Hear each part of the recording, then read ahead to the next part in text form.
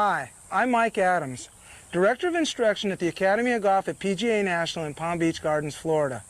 This video is for you. What you're about to see is revolutionary. What you're going to find out is it doesn't matter how you're built or how athletically inclined, this system will work for anybody and everybody. Welcome to the Laws of Golf, a personal swing system that will help you customize your golf swing to fit your body type. The architect of this revolutionary new teaching system is Mike Adams. Mike has dedicated his career to research and development of the golf swing. Working with Mike are T.J. Tomasi, a noted instructor and writer, and Jim Sutty, a respected teacher of numerous PGA professionals. Special thanks to Bolay, makers of Eagle Vision Eyewear, and PGA National in Palm Beach Gardens, Florida. And now here's your host, Mike Adams. What we're going to learn is a revolutionary system teaching you how to develop your perfect ideal leverage golf swing. I'm going to throw it to you, Jim. Why don't you take us out on the tee and give us the characteristics of the leverage player? Okay, Mike, let's go.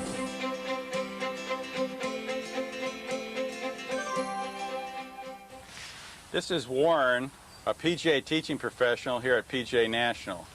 We're using Warren as our typical leverage player. The leverage player we're also classifying as a mesomorph. A mesomorph meaning muscular body or balanced body. Another way of saying that is symmetrical body parts. If you look at Warren here, you can see the symmetry in his body from the top of the shoulder to the tips of his fingertips. The arms aren't too long, aren't too short. Also, you look at the hips from the hips to the ground, you see the same thing. If we turn them this way, you won't see a very large chest, you'll see just a normal chest.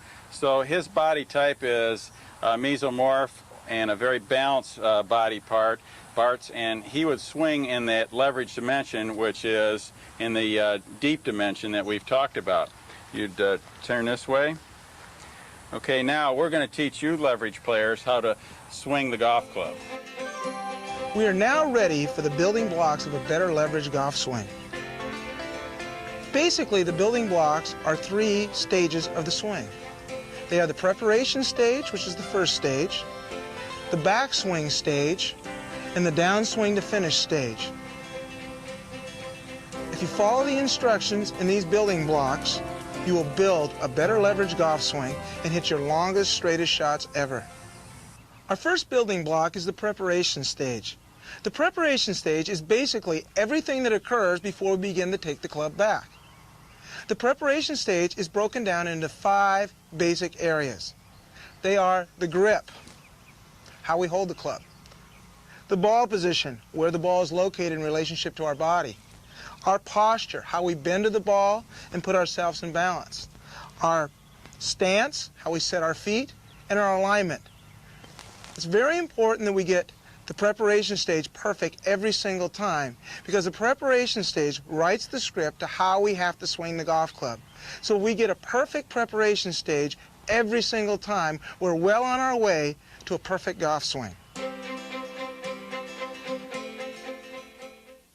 The grip is the only part of the body that makes contact with the golf club.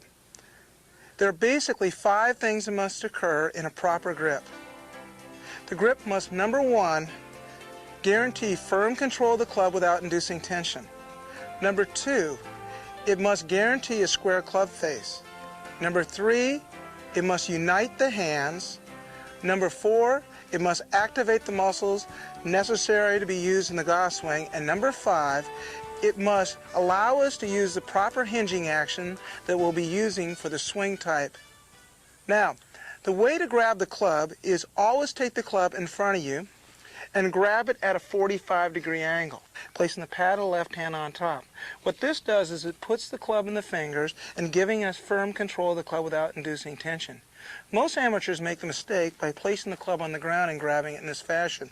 When we do this, the club tends to get too much in the palm, and that will inhibit us from hinging the club correctly. So always grab the club at a 45-degree angle in front of you as such. Now, example, Warren, come on over here. Go ahead and grab the club up in front of you at a 45-degree angle. Now, take the last 3 fingers of the left hand off. let go. When I pull on the golf club, you can notice that Warren, I can't pull the club out of Warren's hand, and he's got firm control of this club. That's because we've angled it such that the pad will support the club. So now we've got firm control of the club without inducing tension. The second thing that must happen is we must guarantee a square club face. And we do that by taking the thumb of the left hand and placing it to the right of the center of the shaft. This is very important. The reason is because the way the body's designed is the joints will always seek alignment. By lining up the wrist joint, the elbow joint, and the shoulder joint with the center of the shaft and the leading edge of the club, we guarantee a square club face. Example, if I were to take Warren's hand and put the thumb on top, like most prescribe as a square grip, you'll notice that the left wrist joint is to the left of the center of the shaft. Now, when centrifugal force pulls the club out, what will happen is these three joints will seek alignment and the club face will open up, resulting in a slice or a push shot to the right. If I take the thumb and put it too far to the right of the center, the wrist joint gets too far to the right. So what happens is when centrifugal force pulls the arm out, once again, these three joints will line up, closing the club face, causing the ball to go to the left in a pull or hook shot. So we want to guarantee the square club face by placing the thumb of the left hand slightly to the right of the center of the shaft, so the wrist, the elbow, and the shoulder are in alignment to begin with. Now, the right hand will simply clap up behind the handle, and it will fit in position so the two pads of the right hand are where the thumb of the left hand will fit. When we put it in this position, we've supported the club, but what more importantly is we put the right hand directly behind the handle. We can only exert pressure in the direction the right palm faces. By putting it in this position, it's in position to force down the line. Now, go ahead and grip it. We are now, if you notice, when we put the hands on properly, the knuckles line up. That's important because it unites the hands so they work together as a unit. Okay, go ahead and bring the club down. Now, what we want to do is grip the club with the last three fingers of both hands.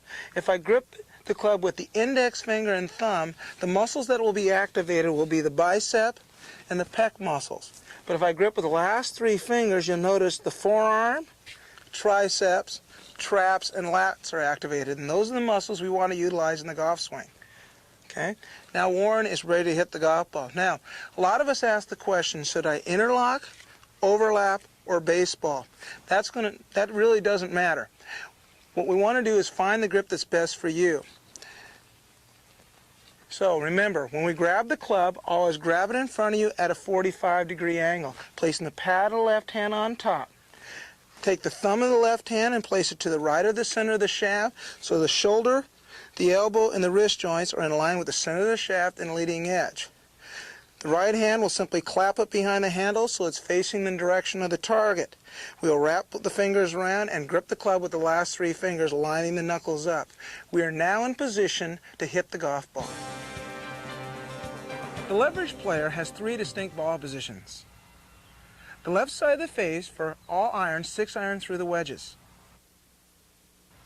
The logo on the shirt for the 5-iron through the fairway woods. And the left armpit for the driver and all teed up fairway woods. These ball positions are vital to a correct golf swing. The correct ball position facilitates the natural rotary motion that the leverage player needs to hit the golf ball with power and accuracy. So make sure you get that perfect ball location every single time. Now what I'd like to talk to you about is posture. What posture does is sets the condition for you to swing the golf club in. So what I'd like you to do is get set up properly, perfectly every single time. So let's talk about posture. Now we want to create a posture that will accomplish 5 things. Number 1, a posture that creates room for the arms to swing. Number 2, a posture that puts us in a dynamic athletic position, the position we play all sports from. Number 3, a posture that puts all the load-bearing joints in alignment so we can have our muscles and joints at their optimal functional length. The 4th thing it must do is put us in position to create maximum velocity and maximum consistency. And the final thing it must do is create an axis that we can turn around freely. Now, let's show you how to do that. We must create our posture by bending back from the knees and forward from the hip sockets. From the ankle to the knee, it must be straight up and down. Most amateurs make the mistake of forcing the knees forward. When they do that, the upper body gets into a erect position, creating no room for the arms to swing. So we must bend back from the knees. We also need to bend forward from the hip sockets, not the waist. There are no joints in the waist, and the body is designed to bend forward from the hip sockets. From the spine to the top of the lower spine creates our axis, and it's very important to have a straight axis to turn around. So, bending back from the knees, forward from the hip sockets, basically lowering your body into a balanced athletic position. Now, when you're in this position, you're in the position that we play all sports from, the identical position that the quarterback takes the snap from. The infielder gets ready to pick up a ground ball. The tennis player prepares himself to receive a serve. A swimmer makes a racing dive. A linebacker backs at the line, and a basketball player plays defense. The position we play all sports from. This position also creates room for the arms to swing, and it lines up all my muscles and joints. The top of my spine, the tip of the elbow, the tip of my knee, and the ball in the feet are all in alignment. Also, if you look from head on, you'll find from this posture, it puts the shoulder, the hip, the knee, and the ankle joints in alignment, putting all the load-bearing joints on top of each other, able to support the load, and puts the muscles and joints at their optimal functional length. When I'm in this posture, what else happens is it puts the shaft and spine at 90 degrees to each other. Now, this is an important point. The reason being is the spine is the axis that the shoulders turn around and the club swings around. When the shaft and spine are at 90 degrees to each other, we create a position of maximum velocity and maximum consistency. Physics dictates that a swinging object will always swing fastest at 90 degrees to its axis and will always seek 90 degrees to its axis. If my posture were to get into an erect position, centrifugal force would throw the club out at this position and gravity would pull it down, forcing two opposing forces, causing a slowing down of club head speed. But in this position, gravity and centrifugal force work together, creating the maximum velocity and maximum consistency. So let's review what we need to do. To create the perfect posture, the first thing we do is we bend back from the knees and forward from the hip sockets, lowering our center of gravity, lining up all of our joints, putting the shaft and spine at 90 degrees to each other. Good checkpoint should be 1 hand's distance away from your body. You should be able to turn through to impact and not have your right leg run into the handle. If you do this, you've set yourself into condition to make perfect golf swings. By stance, what we're talking about is the positioning of the feet. I'm going to ask our able assistant, Warren, to come on in. Warren, if you would. Here is what we call a target line. The target line is an imaginary line that connects the ball with the target. As you can see, Warren is going to back off from the target line. He's going to take his stance as if the ball were on the target line. And I'm going to establish another position. And this is called the foot line. And if you can see, both lines are parallel. Now, if I attach another line from the heel that runs perpendicular to these two lines, and another line in this situation running parallel, well, we can see we've created a geometric figure called a square. So that when you hear the term that he's square to the target, what it means is that his shoulders, his hips, his knees, and his feet are all parallel to the target line. And this is the best, most advantageous position for the leverage player to play golf in. Now, in terms of the stance width, you notice here that his feet are perpendicular to begin with to this line. If his stance were too wide, as he moves his foot back even wider, and notice as he comes through, his knee does not touch his front knee. This would indicate that his stance was too wide, and what it would cause is a reduced hip turn and no doubt a sway. If he's too narrow and he comes through to his finished position, the back knee overlaps the front knee. Obviously, his feet were too close together to begin with, and what this would cause would be a reverse weight shift, and that's not something the leverage player wants to tangle with.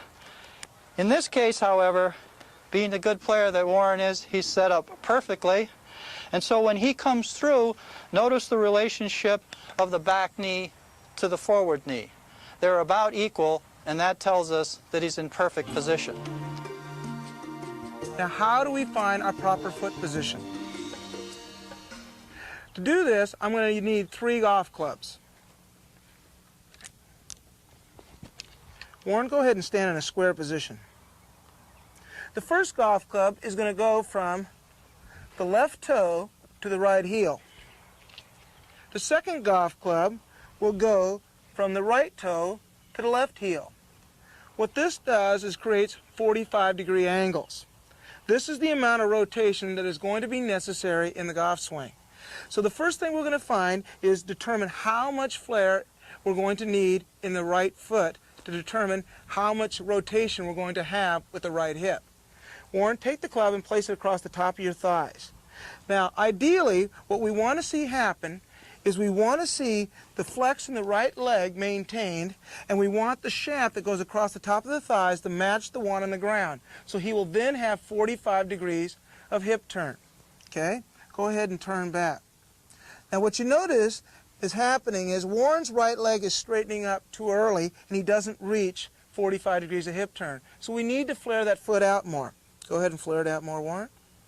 Let's flare it way out. Now, go ahead and turn, Warren. With it flared out too much, what we see is we have too much rotation in the backswing. Square it up a little more. Now turn back. When we find the perfect amount of flaring, we'll see is the right knee maintains its flex. The shaft matches the one on the ground, proving that the hips have now turned a full 45 degrees, which is necessary for the leverage golf swing. Now, what we're going to do is work on how much flare of the left foot for the downswing. Now, at impact, what we would like to see happen is this left leg must straighten at impact as the hips reach 45 degrees. So what we want to happen is the left leg will straighten when the golf club reaches impact and the hips have turned their full 45 degrees through the shot. This is very important because what we're trying to create is acceleration at the bottom of the arc. We want the golf ball struck with maximum velocity. And to ensure this, we're going to have to get a correct left foot position. Now what we need to understand is the theory of transference of energy. When I step on the accelerator of a car, the car goes faster, but there is no transference of energy. But when I slam on the brake, we now have transference of energy as my head is thrown into the windshield. Well, the same thing must happen. The left leg is slamming on the brake, so the acceleration occurs prior to or at impact. So what we need to do is find a foot position that permits this to happen.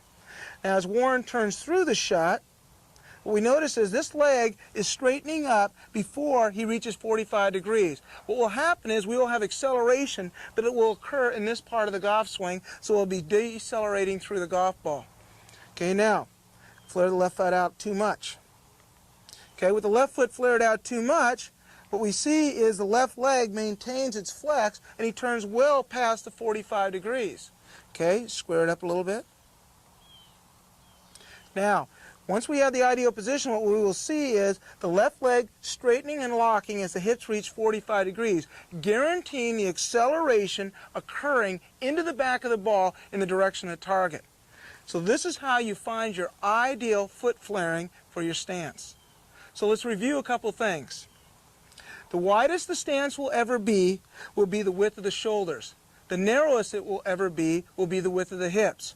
We will simply use the drill to find our proper flaring of the feet. What this will do is guarantee perfect rotation in the backswing and proper rotation and acceleration on the downswing. If you utilize these tips, I guarantee you're going to start to hit the golf ball much longer and much straighter. The only thing set to aim at the target is the club face. What I'm going to have Warren do is place the club face directly behind the golf ball and aim it at the target. This is known as the target line.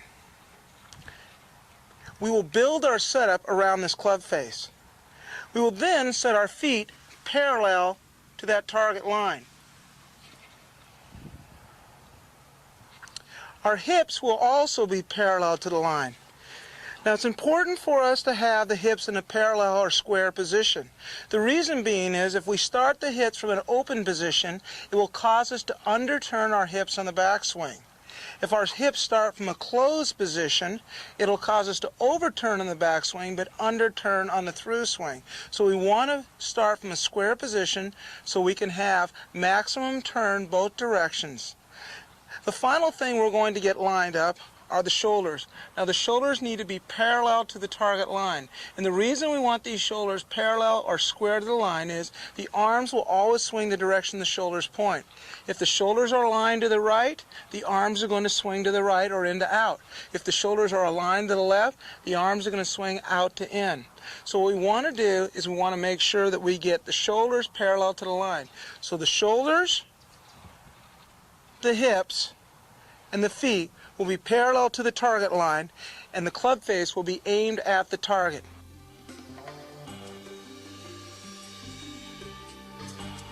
Now let's review the 5 elements of the preparation stage of the leverage golf swing. First, let's talk about the grip. The leverage player will always take a hold of the club by grabbing the club at a 45-degree angle up in front of him, placing the pad of the left hand on top, the thumb of the left hand slightly to the right of the center of the shaft, aligning the shoulder, the elbow, and the wrist joints with the center of the shaft and the leading edge, guaranteeing a square club face.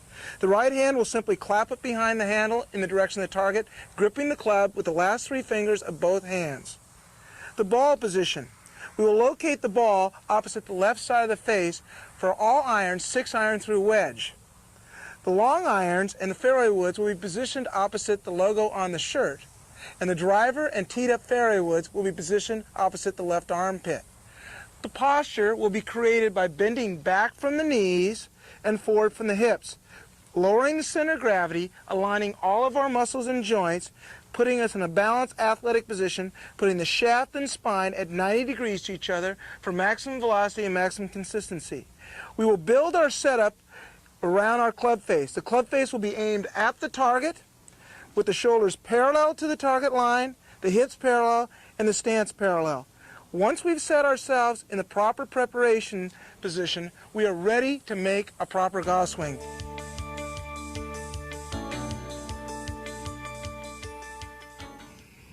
Majority of women will be what we term leverage players. The reason you women are leverage players is because of the strength factor. The leverage swing enables you to set the club much quicker and put it in a lighter, more controllable position earlier in the golf swing. Because of that, women will become leverage players. But because of women's construction, you women are built differently, so you have to set up to the ball slightly different. Tatya, why don't you come on in here and give me a hand. Now, the way to find your ideal grip is simply allow your left arm to hang naturally from the side. You notice when the left hand hangs naturally, her hand is turned in slightly more than mine. And because of this, what's going to happen is she's going to have to grip the club slightly stronger. Then she's simply going to take the club with her right hand and bring her left hand up in the identical posture that it was in when it was hanging. Then she's simply going to drop the right hand down until the hands meet. Now, most women make the mistake here of interlocking the finger. For some reason, there is a confusion that interlocking is the best grip for small hands. In reality, it's the worst. Because what happens when you interlock is the left hand ends up turned too much under and the right hand too much under. So we end up with a weak left and a strong right, what we commonly call the hot dog and ham sandwich grip. What I prefer to see is either baseball or overlapping. With the baseball grip, what this enables the women to do is gives them more freedom for wrist movement, allowing the club to set much quicker and allowing it to release much stronger through the golf ball. The overlapping grip, what this does is unites the hands but still gives it freedom of movement. So women should either have a baseball or an overlapping grip. So remember, allow your left arm to hang naturally, Bring the club up in front of you at a 45-degree angle, placing your left hand on top. Then simply bring the right hand up to match, either baseball or overlapping. Now let's talk about ball position. Because of the slightly stronger left-hand grip, we're going to have to move the ball back slightly. The stronger the grip, the more the ball has to be moved back in the stance. Because what happens is the grip, stronger grip, is going to close the club through impact. So what we're going to do by moving the ball back is going to allow us to catch the golf ball at the bottom of our arc in a square position.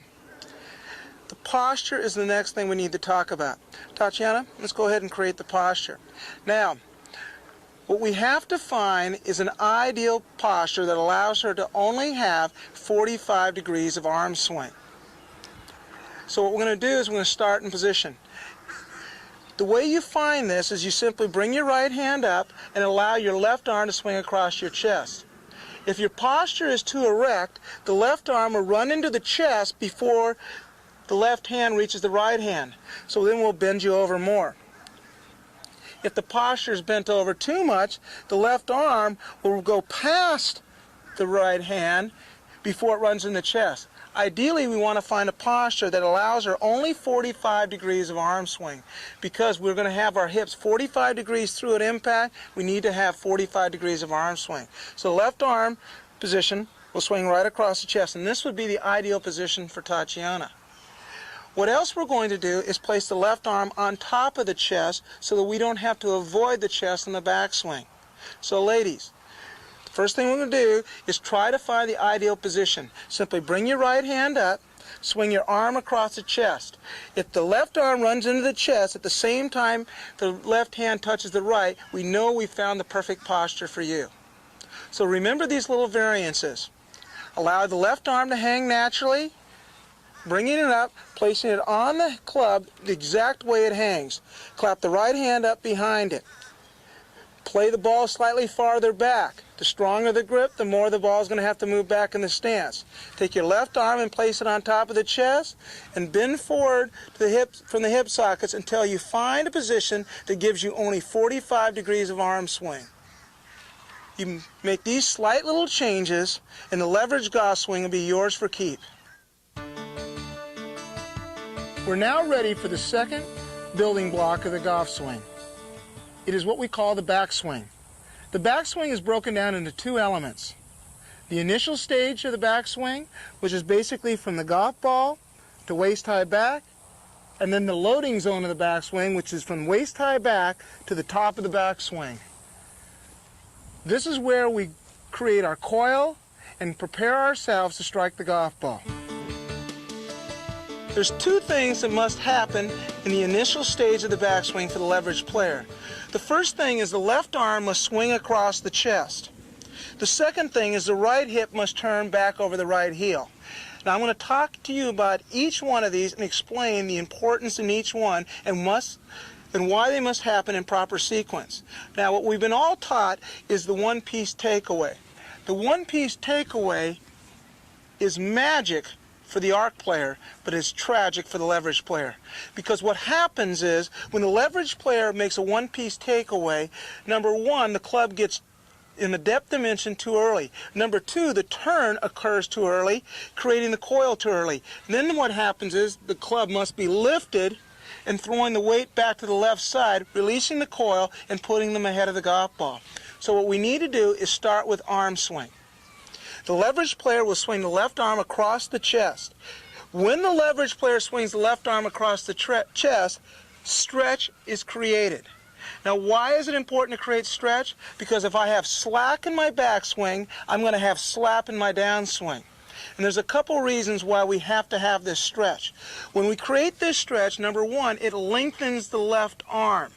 The reason we want it to lengthen the left arm is because at address, the left shoulder is this high, but yet at impact, what you notice is the left shoulder is much higher. If we don't stretch the left arm, we will not get down to the golf ball. So what we need to do is allow the left arm to swing across the chest. Okay, now let's turn this way. Now, as the left arm swings across the chest, we create the necessary stretch. What else this does, it puts us in position where the left arm has swung 45 degrees across the chest. Now, this is important for power.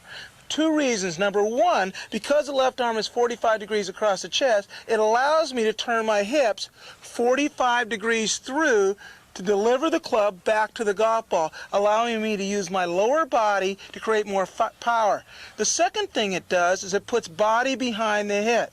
Example, if Warren were to simply push on my hand, go ahead and push on my hand out, with the left arm away from the chest, there's not much force. I can shove his hand back into his side. But if I place the left arm against his chest, go ahead and turn through, Warren. What you notice is quite a bit more power and leverage, because when that left arm is against the chest, we now have body behind the head, allowing us to create more power. So by creating that left arm swinging across the chest, we put ourselves in the impact position early. It also allows the right arm to swing away from the body, keeping the club down the toe line and putting us in position for the next stage of the backswing. The right hip, though, while this is all happening, turns back over the right heel. This establishes our lower body pivot point. The leverage golf swing has three axes: the spine, which the shoulders turn around and the club swings around, and the right hip and the left hip, which are the lower body axes. I can only turn my right hip if I turn my right hip over my right heel. I cannot turn on that right hip until that hip is over the heel. So the first thing that happens is left arm swings across the chest, right hip turns back over the right heel, establishing that pivot point. I have two drills to help you build the initial stage of your backswing. The first drill is the arm swing drill. To help us with this arm swing drill, we're going to utilize Warren, but we're also going to need two props. The first one is a shaft with a piece of 1/2-inch PVC stuck on the end of it. This is going to represent the shaft plane. This will be put in at the identical angle of the shaft. The second piece of apparatus we're going to need is a piece of surgical tubing. Now, how we place this surgical tubing is vital to the exercise. We're always going to place the surgical tubing down the handle as such. Okay, now grab it, Warren. Okay, the end of the surgical tubing will go underneath the left foot, and it's important that we get it to the outside of the left foot so that we can get the pulling from the correct position. Now, what the surgical tubing does for us, it gives us resistance.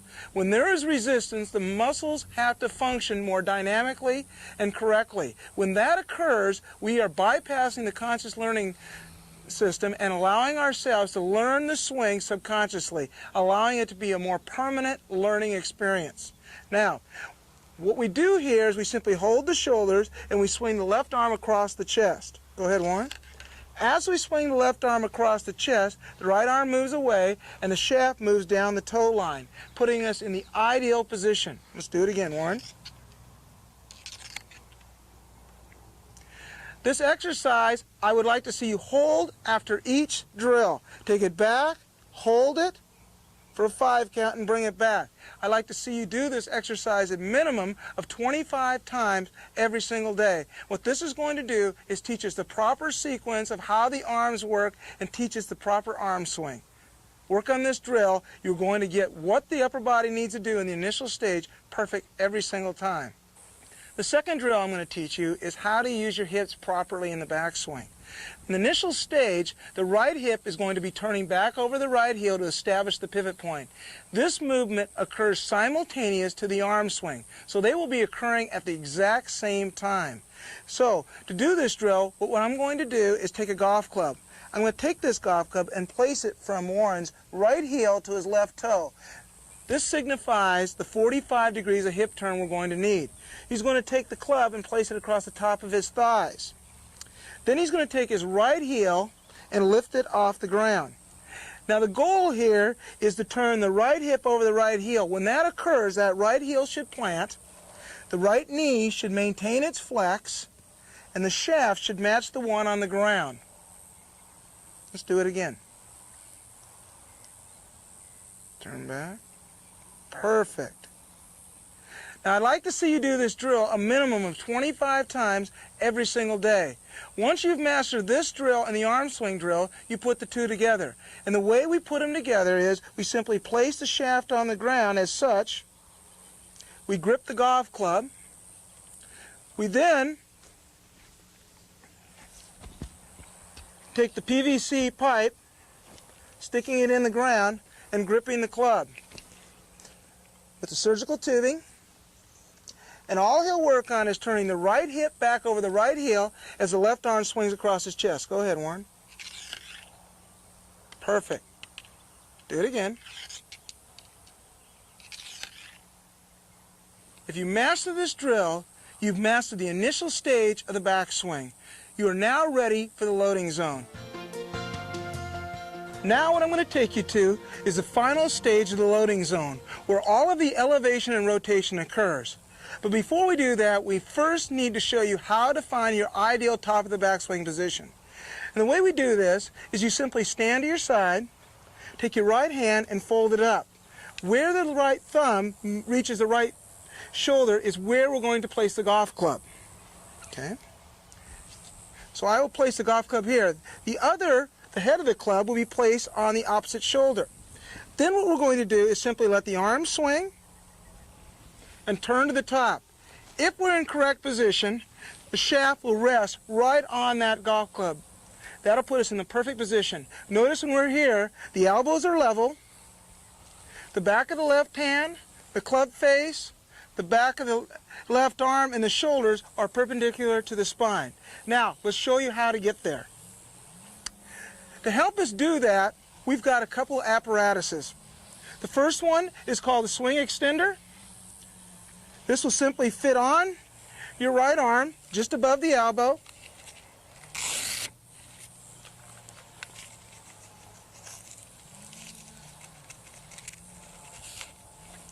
What this is designed to do is keep us from letting the right arm fold more than 90 degrees. It's vital for the leverage player never to have more than 90 degrees of arm fold. Now, the second one is the swing director. With the swing director, we're going to place it across the chest. What this is going to do is prevent the right arm from sucking too far to the inside, keeping it on plane so the club elevates and rotates properly. Now, if we watch a bad golf swing, what will happen is this right arm will get too deep in here and get us in trouble. So when we do this correctly, what will happen is Warren will swing the arms across his chest. The arm will slide across and down this. And from this position, all that's going to happen is right arm is going to fold, elevating the club and elevating the left arm and rotating it into the top of the backswing position. This is where we want to be at the top of the backswing. Once again, elbows level is a checkpoint. Right arm no more than 90 degrees. Left arm, shoulders, back of the left hand, and club face all perpendicular to the spine. This is the ideal top of the backswing position, ready to slot the golf club and deliver it to the golf ball. Now you're ready for the final and third building block. That is the downswing to finish. Now the downswing to finish is basically broken down into three elements. The first element is the transition and slotting of the golf club. The second element is the delivery zone to impact. And the final element is from impact to finish. Once we show you this, you're ready to start hitting golf balls. Let's start with the transition and slotting the golf club first. Let's talk about the transition and slotting of the golf club. That is the first element of the downswing. Now, three things must occur in the transition and slotting the golf club stage. The first thing that happens is the left arm slides down the chest, maintaining contact with the chest, dropping the club back to the shaft plane. The second thing that is occurring is the right arm is straightening, lining up the shaft and right arm, putting in position to deliver the club. While all of this is occurring, the weight stays on the right side as the left hip turns back over the left heel, reestablishing the pivot point, setting up the left side downswing axis. Now, we've got three drills to help us accomplish each one of these things. The first drill I'm going to show you is the butt board drill, showing you how the lower body works. The second drill will be utilizing the swing director, which will show you how to slot and drop the club and arms. And the final drill is the pump drill, which puts everything together, showing you how to drop the club in the delivery zone and then deliver it into the back of the golf ball. The first drill we're going to do is the butt board drill. What this is going to do is teach us how the lower body works in the downswing. Go ahead and get set up to it, Warren. We're going to utilize a chair as a prop. What we will do is bend forward and create our correct posture and place our two cheeks right up against the chair. Now as we turn away in the backswing, go ahead and swing to the top, the left cheek will work away from the chair while the right cheek maintains contact. As the club is slotted in the downswing, what happens is the left arm is sliding down the chest as the right leg maintains and the left hip turns back over the left heel so it makes contact with the chair. Let's do it again. Right cheek stays against the wall as the left cheek goes back against the wall and the arms drop into the slot. Do it again. It's very important while doing this drill that the right leg is maintaining its position. Let's look at it from head on now. Take it back to the top. Now what you will see is the fabled bow-legged position. Now here's what happens. The right knee is out in the direction of the right foot and it just simply maintains because this is still your lower body axis.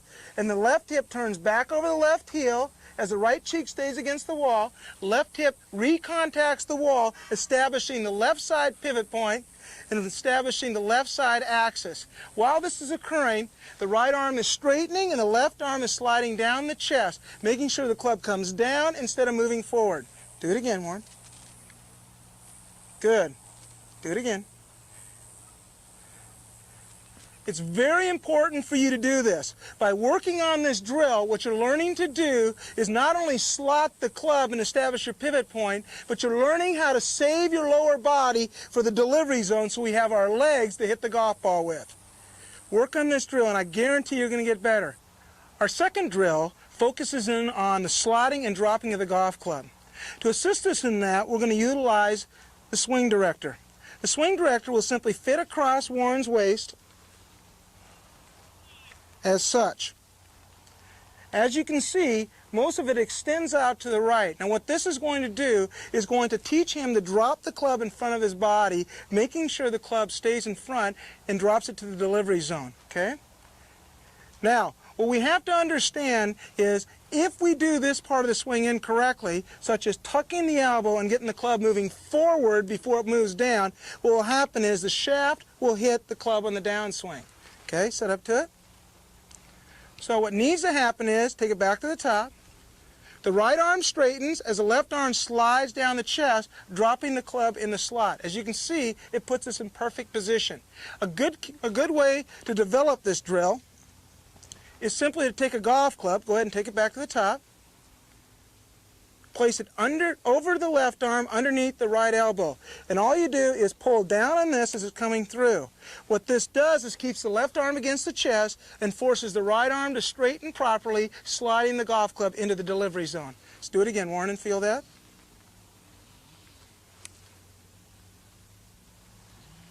If you work on this drill, it will get you in the perfect delivery zone position, ready to deliver the golf club into the back of the golf ball. The second element of the downswing is the delivery zone to impact. In this area, what we will find is that the club is dropped down in line with the shoulders on the shaft plane. The legs have resisted and held back, waiting to deliver the club into the back of the golf ball.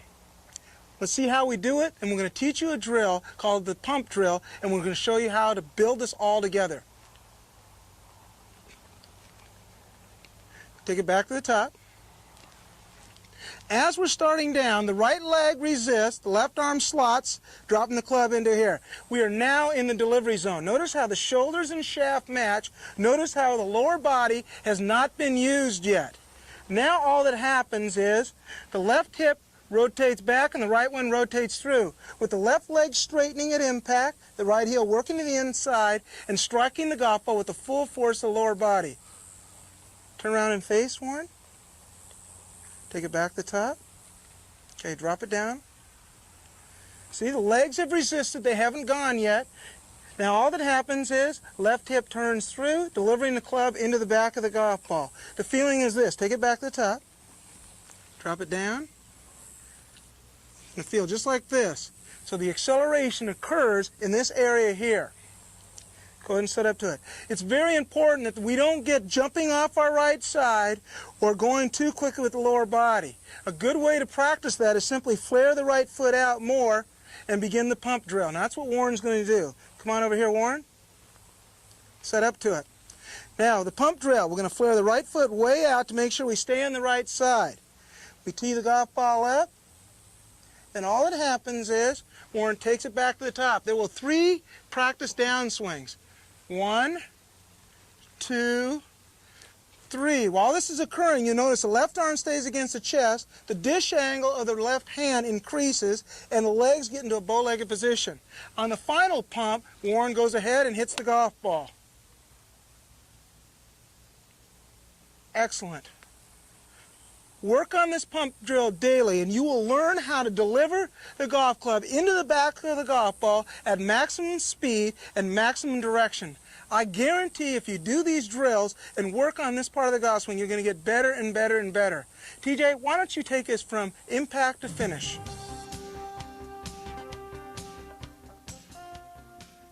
Take us to the finish, if you would. Beautiful. Notice a couple of things about this finish. This is a typical leverage finish. The first thing you're going to notice is that his body is pointing, his chest is pointing slightly to the left of the target. That's because he's supple and he's released his right side through impact. Second thing you're going to notice is that he's using his back foot for a rudder. That gives him balance with almost 100% of his weight on the left side. And the third thing that you'll notice is the club is coming out of his left shoulder and he's slightly tilted. This is due to swinging underneath the golf ball through impact. Well, are you ready? Yes, I am. All right, let's see it go.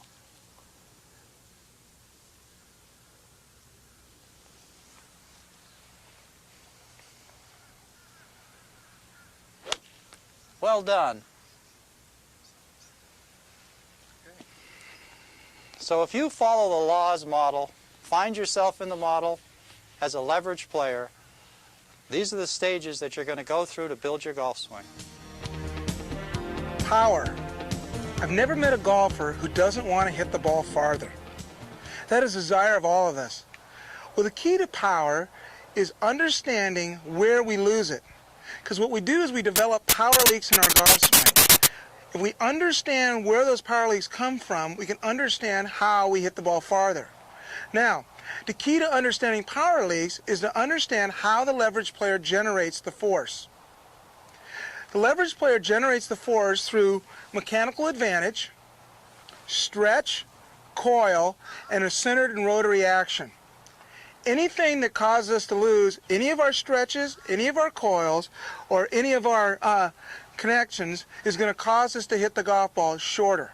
So what we need to do is make sure we don't do that. So let's understand, number 1, how we need to set up to it. Number 2, how to create the correct stretches, the correct coils, and the correct connections to hit the golf ball farther. Now, let's start with the setup. The first power leak usually occurs in the grip. The grip gets in a weak position where the left hand is turned too much to the left of center. When that happens, the club face is always coming through in an open action. So we quit using our hips, so we hit the golf ball much shorter. Because the hips generating the force causes more power. But when the weak grip, we end up with more arm slapping action. So we want to make sure and get the proper grip. The second power leak is the right hand. If the right hand happens to get on the club too much on top, it sets the club improperly, so we don't ever get our stretch correct. So we need to make sure and get the right hand directly behind the handle. The next area is the posture. Now, we want to get our posture such that we create the proper amount of stretch and get the proper amount of coil, plus get our shaft and spine at 90 degrees to each other. If I bend over too much, what happens is I end up creating too much arm swing and I lose the stretch. If I stand to erect, my arm runs into my side too early and my shoulders turn too early. So ideally we want to get the arms hanging and get the shaft and spine at 90 degrees to each other. With the shaft and spine at 90 degrees to each other, like I explained earlier, we will get maximum velocity and maximum consistency. So we need to have proper posture. We also need to have the proper foot position. The right foot and left foot must be flared out. If the right foot is too square, what happens is when I turn back in the backswing, the right leg locks up, so I never get into my right side and don't create the proper coil. So we need to have the right foot flared out properly. Plus, with the right foot flared out properly, the right heel stays down to the inside on the downswing, keeping our foot to ground connection. My left foot connection is also important. If the left foot to ground connection is maintained, I hit the ball correctly with a lot greater force because I generate a stretch and coil in the backswing. But if my left foot comes off the ground, I lose that connection, and I also lose all the coil and stretch I create. Now let's understand what the stretches and coils are. The first coil in the golf swing is from ankle to knee. That is simply when the knee rotates in, it creates a stabilization and creates the first coil, which sets up the second coil from knee to hip. Now, if my left knee collapses in, I lose that first coil, which causes me to lose the second coil and throws my weight to the side. If the left knee collapses forward, I shorten the left side and my body tilts forward. So we need to make sure and get that first coil from ankle to knee. The second coil is from knee to hip. Now that happens when the right hip turns back over the right heel. Well, the key to that is the right foot position. When the right foot is flared out, the right hip is able to turn over the right heel and helps create the coil from knee to hip. The third coil is from hip to shoulders. That happens when the arms swing across the body and the body rotates through. Now, if my right hip turns back over my right heel, I am able to turn the left shoulder behind the golf ball, creating the proper coiling action. Now, let's talk about the stretches now. The first stretch is the left arm swinging across the chest. When the left arm swings across the chest, it takes all the slack out of my backswing. When I have slack in my backswing, I will always have slap in my downswing. So we need to make sure that left arm swings across the chest. The second stretch is the right hand hinging back this way. When that happens, it further stretches the left side. So that is why it's important for us to grip the club with the right hand directly behind the handle. And the third stretch is the folding of the right arm, where the right arm only folds to 90 degrees. If the right arm folds more than 90 degrees, we lose our left side stretch and causes us to have a power leak and hit the ball shorter. So we need to make sure when the right arm folds, it does not fold more than 90 degrees. Now, to generate the proper amount of force and to maintain that force throughout the golf swing and eliminate those power leaks, we need to make sure and maintain our hands to club connection, arm to chest connection, and we also need to maintain our 3 stretches and 3 coils. If we keep the 3 stretches and the 3 coils and the 3 connections, I guarantee you're going to hit the golf ball longer and straighter and play better golf every single time.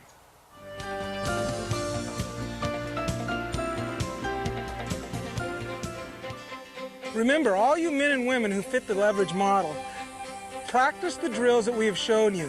Work on these fundamentals. Work on all 3 building blocks. Get the preparation stage perfect every single time. It's the only thing we have total conscious control over, and we should be able to get that perfect every single time.